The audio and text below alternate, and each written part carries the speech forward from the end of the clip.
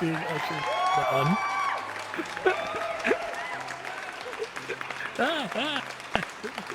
Okay, yes.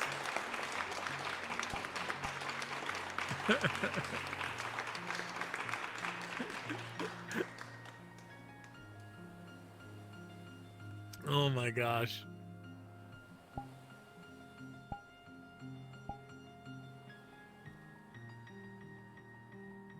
Hi, it's me.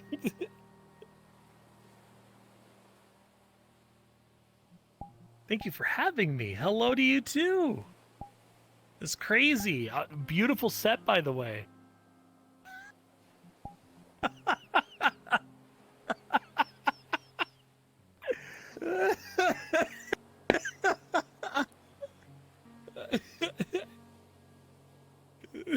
It's my pleasure.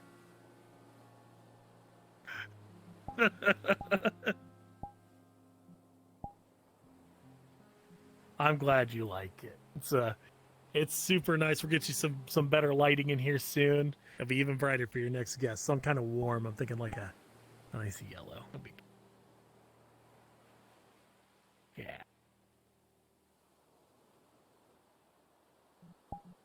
Very cozy. Yeah, it's already got that good vibe to it. Jesus, the cups are fucking huge though. I could probably make those smaller. They're tiny. Look at them. By tiny, I mean for like giant people.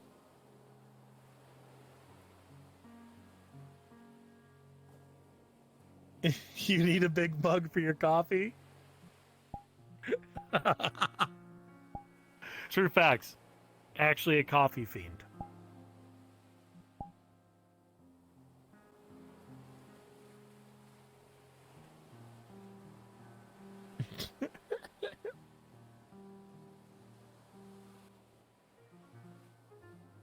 I feel like I'm 12.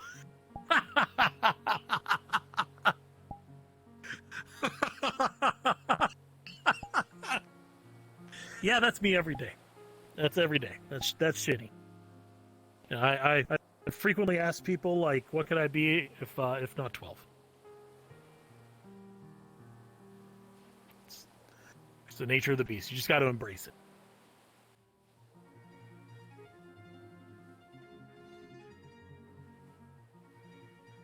What got me into RP? Oh, okay. That's a good question. Haven Kendrick was trying to motivate me for months to do RP, and I'm not gonna lie, I thought it was cringe. And it looked like virtual LARPing, and like because you couldn't hit anybody, it just felt kind of weird to me watching that. Like, how would you make it make sense? And I made a lot of fun of it. It's true, I did. But then I was approached by Haven, by Brim, and by Kazuki to do an RP called Intrepid, and Intrepid was like this World War II thing. And I was like, yeah, screw it, like a World War II themed RP, I could do that. And I'm a big fan of this guy named Winters from World War II. Really, really great military leader. And so I was like, yeah, screw it, I'll bring this guy to life. I think these chairs are a little scuffed. I need to work on them. But I really was impressed by it. And so I was like, okay, so this is something I'm gonna try and get to doing. So I showed up to it, I started barking out orders. It was only supposed to be like a guest appearance once or twice. Before you knew it, I was on almost every episode, and then schedule conflicts came up, and the RP kind of just took a break.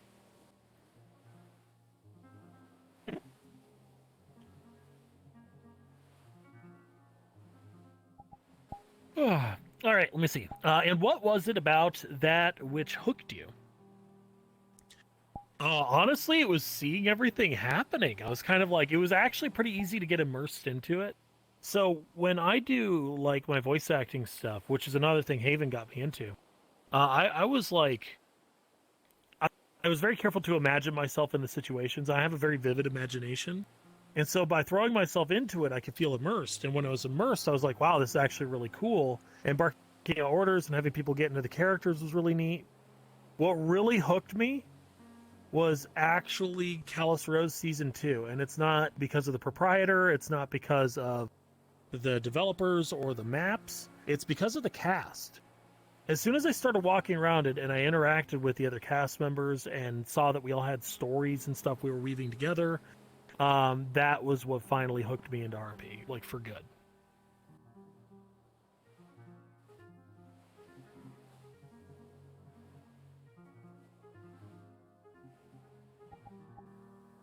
So what made you drift from player to DMing? That's a really good question. So, honestly, that was Sci Fi. So, Sci Fi had, had some people assisting with the DMing in the Upper City, but he wasn't getting enough help.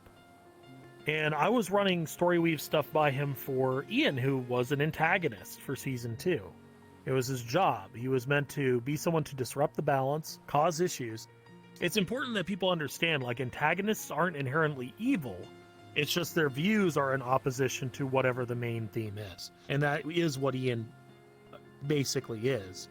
So, while he supported, some of the insurgent stuff, it was also for his own means. It wasn't a selfless thing entirely. So, I would say the best way to wrap it up in like a neat little bow is just to say that intrinsically doing that RP and doing Ian and going into to that season brought a spark to life for me. And then when Sci Fi saw that spark and we'd have these conversations, he kind of saw that my writing potential was really good. And he said, hey, why don't you come on as an assistant DM? And I kicked it around. I talked to Bruns about it because Bruns wanted me to be more active in FT at the time too. I was like, I don't know. I was kind of waffling on it. And I finally just said, you know what? To both Sci Fi and Bruns, I said, just throw me in. Let's do it.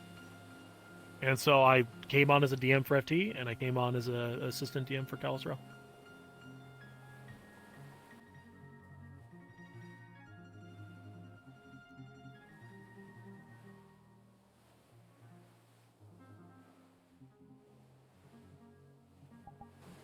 FT is so wildly different to Callous Row / Neon Divide. What attracts you to it? That's a really good question. I like that. Dang, she's asking the hard-hitting questions, guys. So here's the thing. I know that. So I'm gonna cover a couple things really quick. So Season 2 of Callous Row is Callous Row in my mind's eye because the proprietor that was running it was still in charge of what was going on there. Season 3 is Neon Divide. And I don't know what Season 3 Neon Divide is really going to look like. I saw some stuff towards the end of my tenure as being a DM before departing. But when I look at FT and the reason why I stuck with it instead of also like leaving that project and leaving everything to Aphelion and just working on my own stuff, part of it I would say is innately Brunswick for sure. He and I have like a really close bond. And that's a really powerful thing. Like you don't run into many people these days that you can just feel them, their presence, and know that they're there. And that's just really potent. But when it comes to the roleplay itself, one of the other things that really attracts me to it is that it's not. FT is a roleplay that's not trying to be a show, in my view. Bruns might say different, but the way I look at it, it's the way I see it. FT is a role play that's trying to provide the best experience it can for its role players. And that's what makes it different. That's why it goes on for so long. That's why it's more focused on the role play, the characters, and the role player having the best experience possible. And that intrinsically reflects to the viewer. They get to enjoy that positivity. So yeah, that's what kind of attracts me to it. It's a different take on a role play, and it's certainly a different take than I intend to do with Aphelion, which is great. You should be able to see both sides of a coin.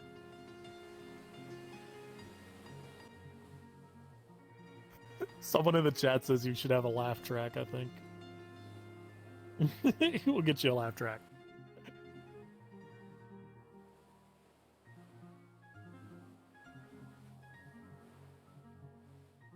Okay, very cool. All right, so she said, "Thank you. So tell us about Haskaal. Who is he? What does he do? And why?" So Haskaal Richter is a knight of Gewin. He was actually the steward of the lord at the place, which is Arnulf Erdhart, and so they're very tightly bound as two people because initially Haskaal was a serf, to say the least. He was working a farm and just helping get stuff where it needed to go, and then would quickly, anytime he saw the colors of the knights, he would run up and go check on what happened. He'd ask questions and be curious and be supportive, and the amount of enthusiasm that he showed and how strong of a work ethic he had was exactly the kind of thing that attracted Arn to him as a potential knight. And so, he said, "You're my steward now. I'm going to teach you. You're going to become my right-hand man." And that's what Haskaal became. Now, I mean, one of the key things I try to do with any character, and I encourage any role player to do this, is to always try, just as much as you look at the strengths of a character, look at their flaws. What makes them human? Because even if they're elf or dwarf or orc or whatever the heck you're basing your character on, intrinsically it's going to be the same thing. They're going to have flaws. They're going to be human in some way, because whether or not we want to roleplay something different, we are human. And that kind of experience of having a flaw that we portray is exactly what makes that important and special. So Haskaal, when you guys think about it, it's not his love for like large ladies. I'm a horse. That's your flaw? I don't think that's a flaw. I think everybody in chat will agree with me. It's not a flaw. It's good shit. But if you really just take a step back and you look at him, his foibles are that he's not the best at intrigue. And even though I played a character that was very strong in intrigue in Callous Row, I was very careful with him to not be as good. I dial back on what I'm capable of to allow a character to be worse at it. And he throws himself into fights willy-nilly. Like if there's something he can do to protect someone else, he will do it. And so he's a knight. And when you take those things and you take his code of honor and stuff into account as well, it makes for a character that can be fairly easily manipulated if the person knows to say the right things. But you do not want to be on the wrong end of a sword of.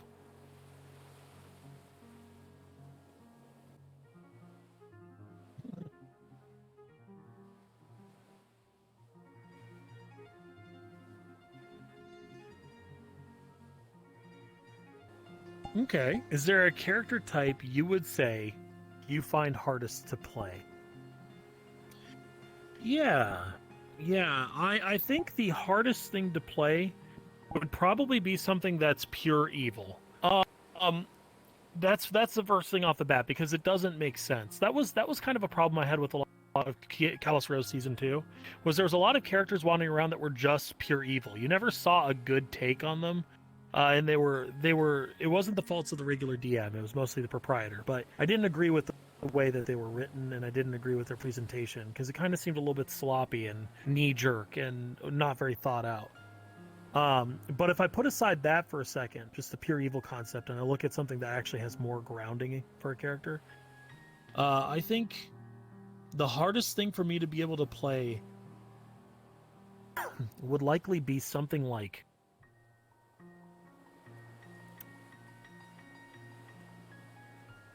I just don't know if I could play a kid, like a young person anymore. I think I've been through so many experiences in my life, my real, genuine life, that a large part of my innocence has been largely rent from me. And I don't think I can portray that anymore in the same way. Not without it being canned. Right back at you.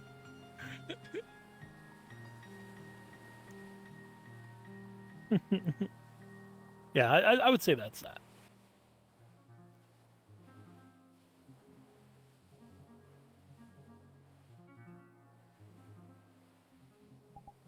So does this also reflect on what you find hard to DM? Less so that. I understand a innocent mindset, and I can portray things in a way that an innocent character can interpret. But as for portraying the character themselves, that's the difficulty, because, you know, the things that I'm jaded towards, the things that I suspect, I would have to constantly look away from that and get rid of knee-jerk assumptions or things that, you know, the thing that make you jaded as a person as you go through life's experiences. So that's why, like, I'd rather trust another role player who is better suited to portray that kind of character than anything else, because letting them do it is going to do more justice to the character than trying to force myself to.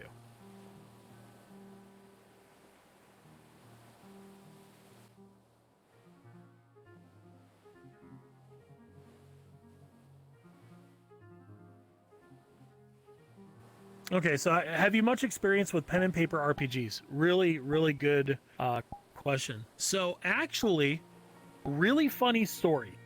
I tried for the life of me for like years, decades even, to really role play in a tabletop RP, and I couldn't do it. I couldn't. Again, it was that feeling of, God, this is so corny. What am I doing? Like, I was a little embarrassed about it. Like, a lot of people, you know, they have similar views to me, where they won't try it because it just looks like it's dumb, and they won't give it an honest chance. And that's what I had at the time. But I played a lot of tabletop RPGs, sure. I played a lot of Dungeons & Dragons, Pathfinder especially, a little bit of GURPS, some Rifts, and specifically Bunnies and Burrows, which was really funny, Besom. What else did I play? A little bit of, Shadowrun. Battletech, of course. We've been playing that on some weekends, which has been a lot of fun. You know, so I have a lot of experience with different tabletop RPGs, but what actually allowed me to finally get immersed into the character and portray it in a D&D setting was VRRP. That's what cracked the walnut for me. And so now, doing this beautiful D&D campaign run by Sci Fi called The Southern Front, definitely go check it out, would recommend. I'm playing a Warforged by the name of Zero the Commander, and he is one of the coolest characters I've ever played. And having that kind of character and being able to portray it and imagine what's going on and immerse myself, even when I'm just looking at a 2D screen, is one of the coolest things I've had in recent memory. So, yeah, shout out to you, Sai. Fucking beautiful shit. Love it.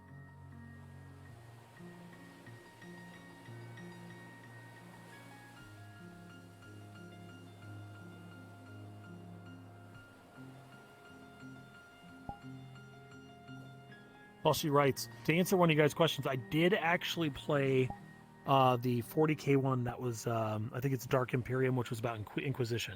I did play that one. It might have been Dark Imperium, but something like that. But I did play that one. And I played it for a while. That was not a bad RP experience for me pre-VR. That was probably the closest I got to actually feeling like I was immersed. Is sci-fi or sci-fi your favorite genre? So, is it my favorite genre?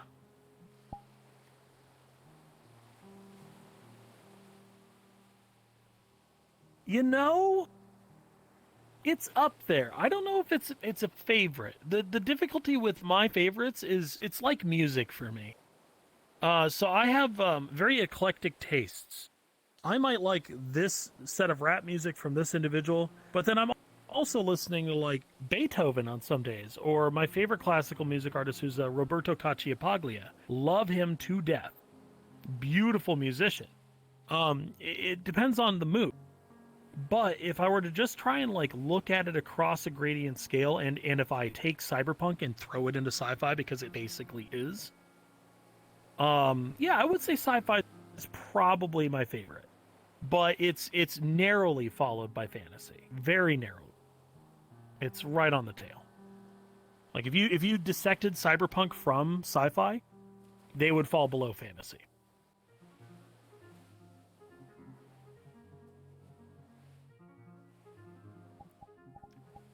How about Western, noir, Lovecraft, etc.? So Lovecraftian, really interesting stuff. I like psychological mind-bendy stuff, sure. I'm not one for horror, but in a roleplay setting, you can detach a little bit from the horror and just let your character be the one experiencing it, which is really cool. Westerns are pretty neat, but I got over the cowboy kick when I was a teenager. I remember I had a laser tag set, and I would go out and I'd duel my buddy in the street. It's fun. But yeah, I think that settles it. Noir is really cool. You haven't? No, I know. I watched you play hot dogs, horseshoes, and hand grenades. That was a lot of fun. Speaking of, you guys need to check that out next time Vale does that.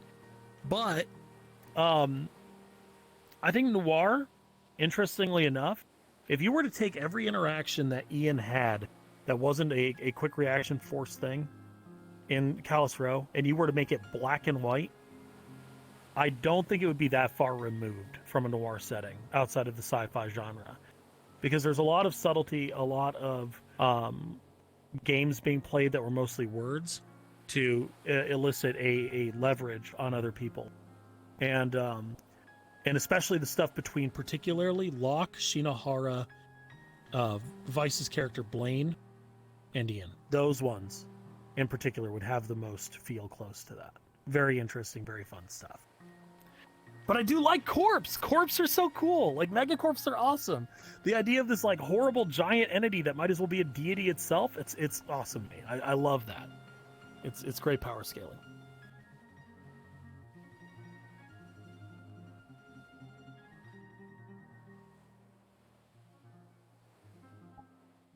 Personally, I think you have a huge talent for noir. I would love to try it. I would. A little, like, maybe a couple one-shot noir RPs just to see what happens with it. Could be interesting. You'd have to get the right people for that. That's the challenge. See, with something like Aphelion or with Fractured Thrones or Neon Divide or something, having people from all walks of life is a great idea because it turns it into a melting pot. And that's what you need for those kinds of RPs because that's what makes the world feel alive and larger than it is. But when you look at a noir RP, the what you're looking for is a lot of people trying to be movers and shakers. And so you need people who can think like that. And that's where people like your Brunswicks or your Eiley Montes would be really good. Monty is super crafty, super smart. Hat Kid, another great guy who could think like that, right? Like, those kinds of people are beautiful for that kind of thought process. I even think actually Kriken and Lallman would be really good for it too. But you'd have to see if they'd be willing to come away from their memery because they are top tier memers, and if you're gonna have a noir setting properly, it's got to have the tension. So yeah, it would be really cool to watch. It'd be very interesting.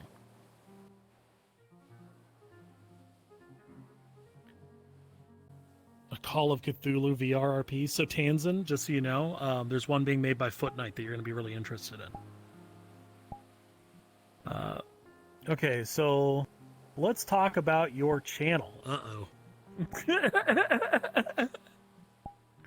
Uh-oh. Here's 4 years of my life on the table. Let's go. That's almost 4 years. It's 4 months still, but still. 3 months. I think it's 3? It's crazy. What brought me to streaming? Okay. Okay. So...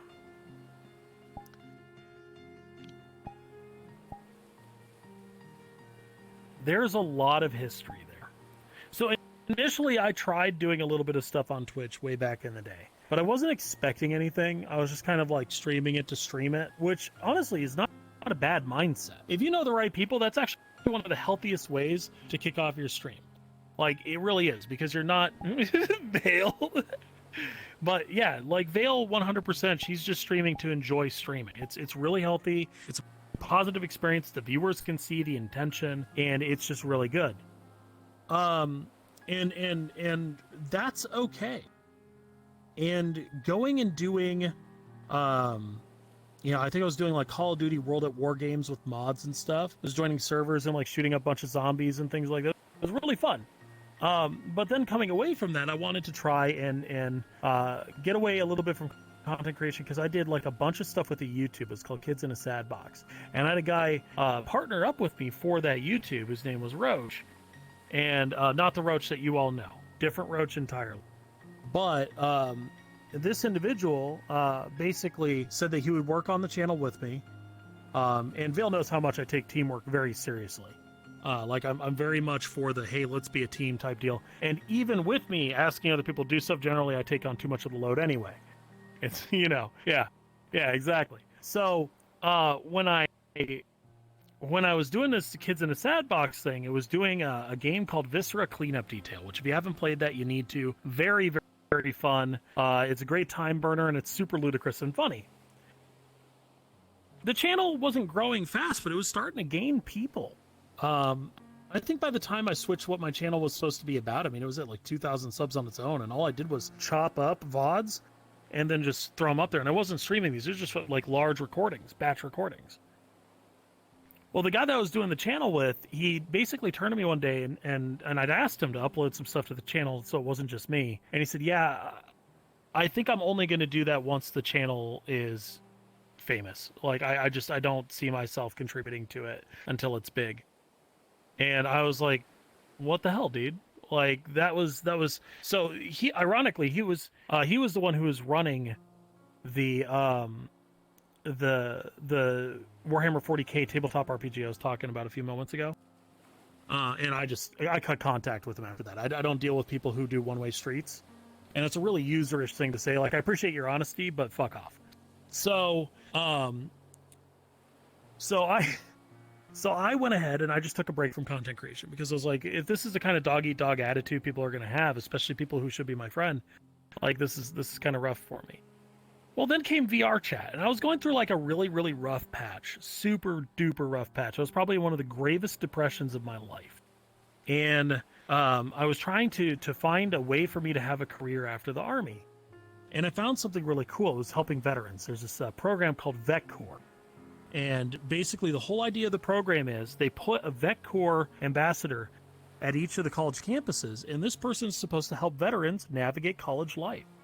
Them and their families, how to use their benefits, how to get themselves hooked up with services or other things that they might need. And it was a passion for me, and I was really glad to be doing it until one of the ladies at the job decided to make it a competition instead of a goal. And she wasn't even Vet Corps. She was some random lady who was working for some other fucking program. I don't even know. And she kept coming into my space and just being a dickhead. Like I think her name was Erica. I didn't like her, but she just kept coming in. She was just a total putz. And I was like, look, this isn't why I'm doing this. And so I warned Vet Corps, like, I'm about to leave. Like, this isn't for me. But then I saw a video of VR chat, and I saw this guy. He was playing guitar in front of his friends, and he was singing, of all things, a acoustic rendition of Breaking the Habit by Linkin Park. And I thought, this is so cool. And at the time, my voice wasn't damaged from Goku screaming, so I could sing really well. And I was like, I want to come on here, and I want to meet new people and go see these locations. Virtual reality seems so neat. I've always wanted this to be a thing. So I got VR chat downloaded. I went on to VR, and I saw like these people hanging out, and the first person I saw using their hands, I was like, nah, fuck this. And I went out with my paycheck, and I bought an Oculus, and I came back, and 30 minutes later, I was in VR, and I spent, God's honest, 36 straight hours in VR. I called out sick the next day and everything.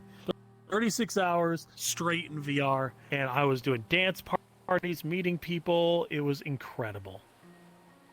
And relatable. Yeah. So the reason we're talking about all this background is because it takes us to one intrinsic thing. I met people who were streamers. And, taking into account that, yeah, I'd had some bad experiences with Twitch before, right? And YouTube before. I told them I just wasn't really interested in it. And at the time, that was very true. But what actually drew my attention was seeing them say, hey, I got to go talk to my chat for a second. And they'd run to the other side of the room, and they'd be looking at their hand like this. And they'd be talking, and sometimes for 10, 20, 30 minutes. And I realized something. That was that I felt like I was really missing out on an intrinsic part of the VR experience by not having the ability for other people to be involved, even if they didn't have a VR, even if they weren't there. And to meet new people and all that stuff. I'm very people-centric. So I wound up asking. And the people who were largely responsible for that, that's Lele, a guy named Elizabeth, Odoron. There's a few people who, they kind of showed me my initial steps through the door. And while we've gone our separate ways at this point, I still hold an immense amount of respect for them in my heart. Dancing. I understand this show is in part to involve people not in VR. Yeah, exactly. Allow people to be a part of the bigger conversations that they don't usually get to see. I think that's one of the better things you're doing here.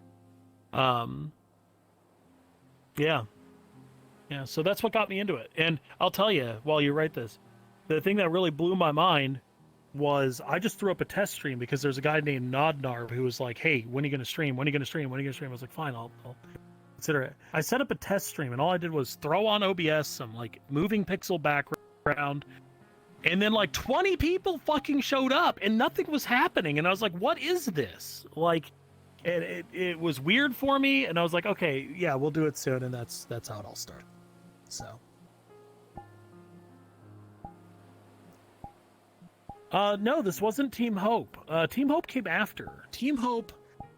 So for a while after I initially got started streaming, I was kind of drifting around just doing whatever I wanted to do. And I had this thing, I called it it was like the friend circuit or something like that. But basically I would go and I would go see all of the friends and say, hey, how you doing? Good to see you. Check out what they're up to, and then move on to the next world. And that demonstrated to me, it was very important to me to show people like, hey, it's okay. You don't have to spend like hours and hours with people, but letting someone see that they've been seen is really special and a really important thing we should all be doing. So, Team Hope came after. I was trying to join this team called Team Kinetic.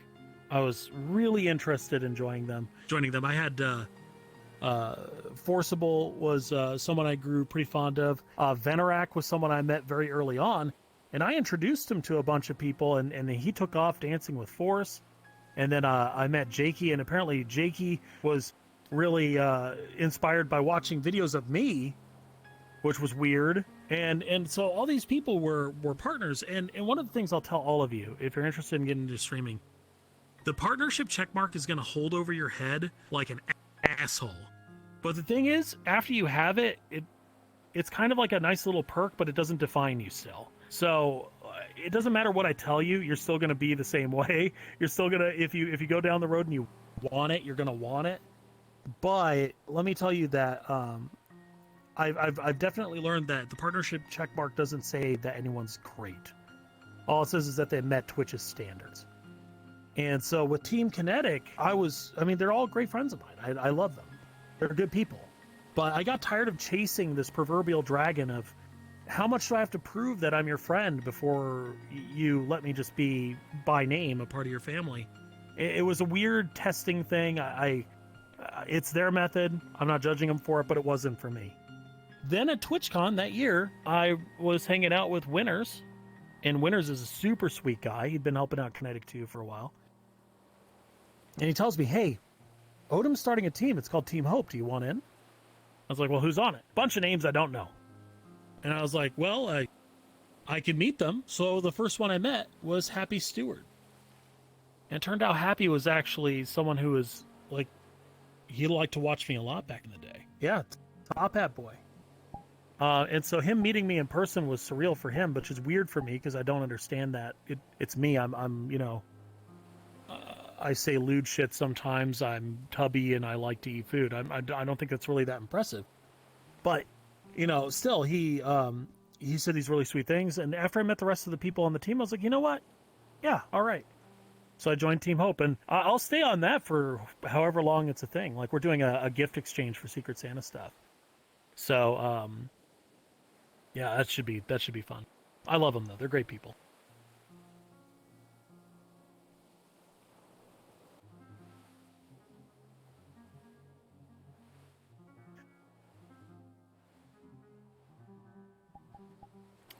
Would you say Verified Chill has become a team for you?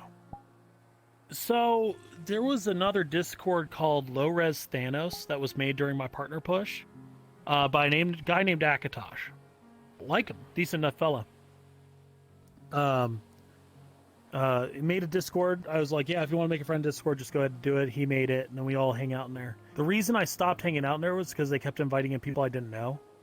And I really needed a place where I could just be me and not have to worry about, like, I don't know, what if I want to just say some cagey shit to my friend and not have someone take it out of context? You know what I mean?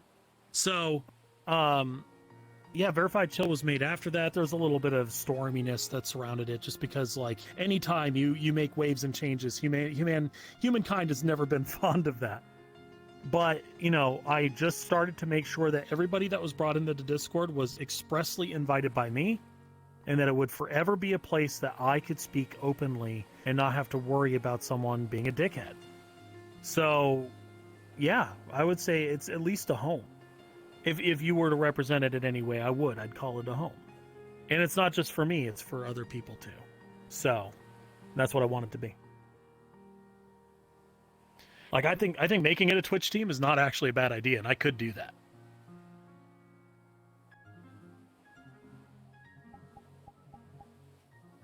Yeah, don't Gyazo, please. Don't screen cap. Well, I'd join. Yeah, you would.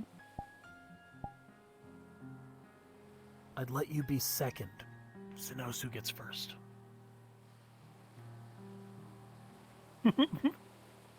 Love you, Sinosu. I know you're out there, buddy.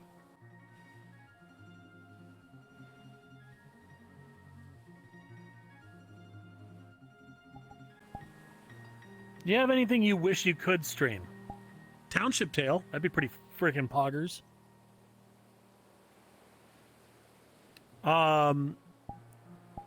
No, I think if I had something I could, like, point at that would be like a thing I wish I could stream.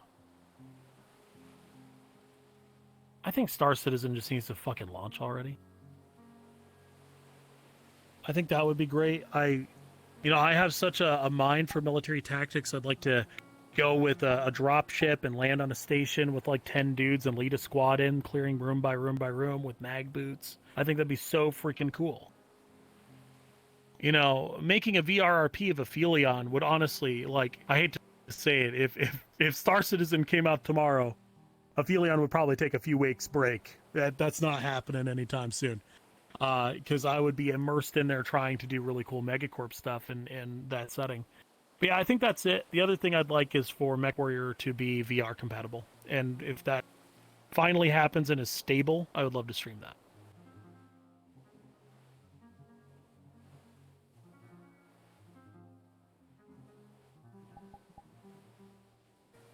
Oh, yeah.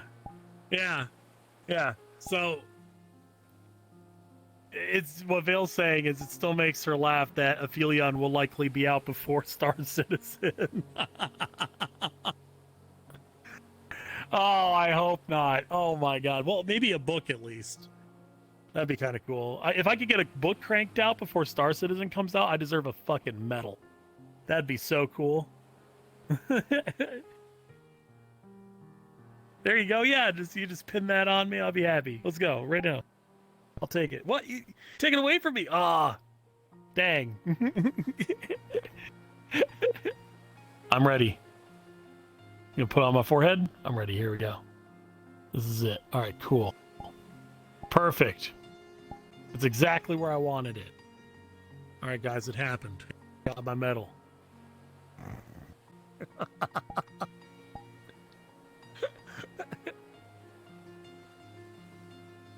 Yeah, Lee has problems, but it's an interesting game.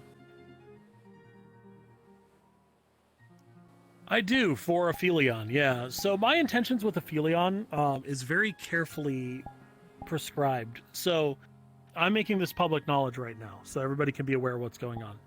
With the Ethos sector, it's meant to be a playground for the VRP, for the writings, for the DMs, for everyone to be able to go in there, take the recipe that is Aphelion, the ingredients rather, and make different things with it. So outside of the Ethos sector, that's my playground. That's all me. So other events happening in the galaxy are going to be mine. You know what I mean? So this way, it keeps conflicts of interest. People retain their rights to their character, rights to their creation, things like that. The only thing I ask, really simply, is just if there's a major event that happens in Aphelion's VRP to be able to reference it. And I think that's more than fair, given that I'm orchestrating a lot of this with you. But a novel, yeah, there's 3 other planets that are completely uninvolved with Ethos. And furthermore, there's an entire galaxy of things to do. One of the things I'd love to write for is actually Earth. I would love to do a book on Old Monty. I think that would be really cool to see him evolve from his beginnings to him becoming this graying old man who owns a bar called the Blood Money that is now Switzerland for, doesn't matter if you're gangs, corps, runners, that's where you are. So, yeah, I would love to see old Monty have a novel. I think that'd be really cool.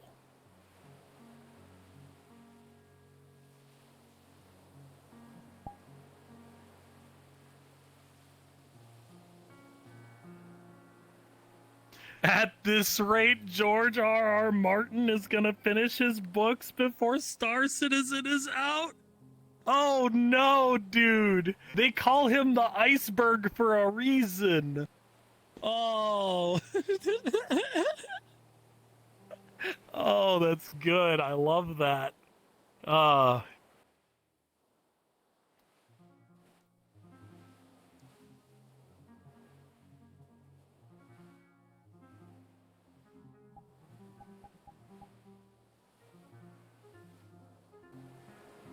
Okay, so thanks for...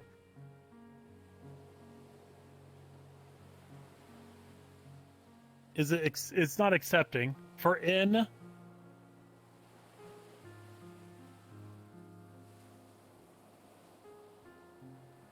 I'll just show you the words.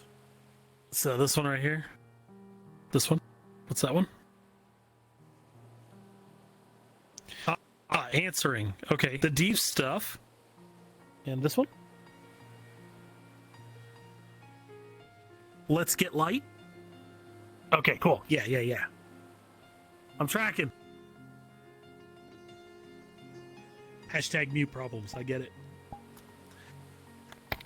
Fun fact, like most people on VR chat, I do have a mute alt account, and I do run around and I pen at people sometimes. So that's why I can actually demonstrate while you write your next question really quick.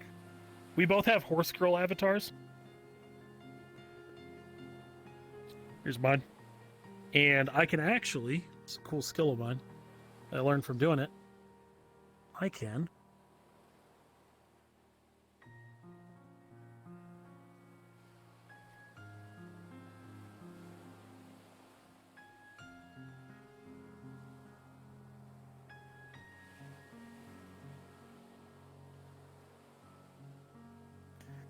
I think that's right.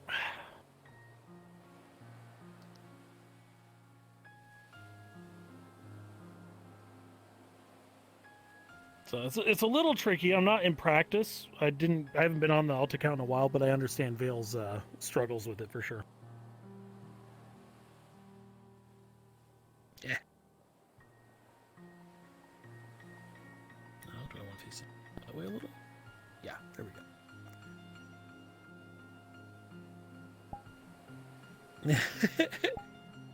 Okay. Oh yeah, no, we get to ask the good ones. Okay, bottom one first. Favorite game? Dark Souls, dude. Let's fucking go. I could do, if you give me a strength build, I could slap the world's girthiest wee-wee on the counter right now for how good I am at that. Favorite drink? Mango Pepsi.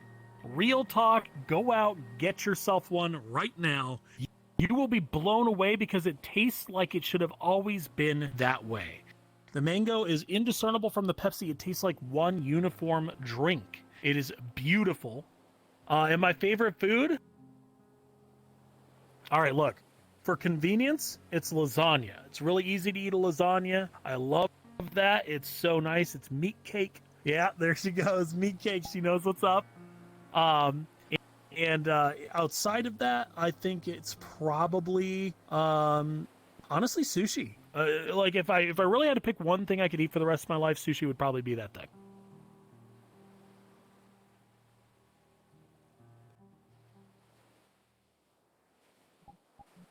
No, you guys that are telling me that you think that mango Pepsi is gross, okay, finally.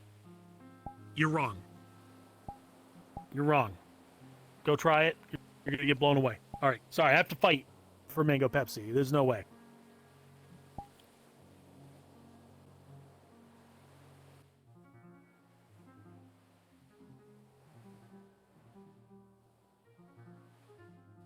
Would you like to take this time to promote? Yeah, the classic end of an interview thing. I like that. So would you like to take this time to promote anyone or anything? I could talk about Aphelion. I'm talking about that almost every stream. Vale's also heavily involved. I think you're going to hear plenty of that for the time to come. Honestly, if there's anything I'd like to promote out there, it's you guys. Do something for you. Really take care of yourselves. Have something delicious this weekend. And just try to live life a little by your own way. Preferably not to the detriment of others. Just enjoy yourself and take care, okay? And thank you for having me on.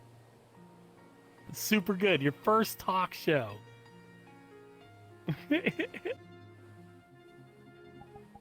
My pleasure. We'll keep updating your set over here. We'll keep getting it spicier and cooler. All right, last thing. Got it. The photo? We're going to do a photo together? Oh, awesome. Okay, cool. Where do you want to take it? We can take it anywhere. Right here? Okay. Let me get into a more appropriate Shinny avatar real quick. Let's do Ian. What do you think? You want Ian? It might be too dark for this map. Is Ian too dark for this map? What's up? Oh, you want to do it in front of the green screen, right?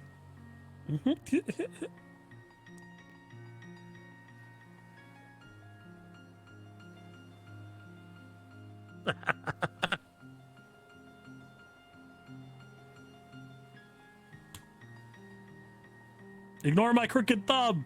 Great first show. Hell yeah. More to come. Good job, Bill. Yeah, we did it.